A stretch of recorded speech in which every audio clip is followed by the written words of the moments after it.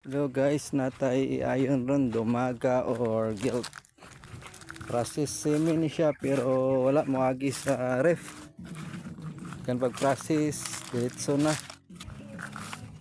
observe na to unsay resulta ni. Time check 12:34 PM December 25. Duha ni sila kabuok pero ang isa pa ang standing. So mao ni siya diri nga area. Kung unsa ni nga barangay dili lang ko magtel.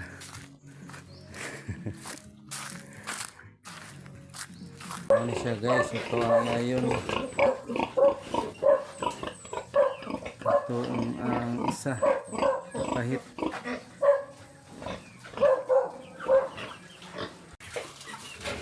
first time na to ni guys ni Aita gudtong dako pero ugma sayo sa buntag ato ani paluapan og second shot. Mag 18 days 21 siya karon January 12 to 15 guys. So ato aning obserbahan kung naabay sign sa reheat ana nga time 21 days cycle average. Okay, plasta na dik para may dik. Kana, bites na na. Oh, wiley hook. Hinahinay insert catheter, tuyok pawala, 45 degree.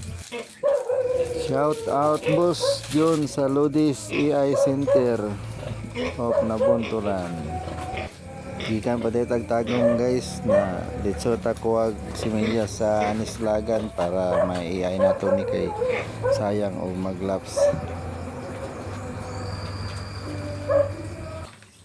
Process semi ni guys pero wala pa magi sa ref. Gikan pag process. So na AI.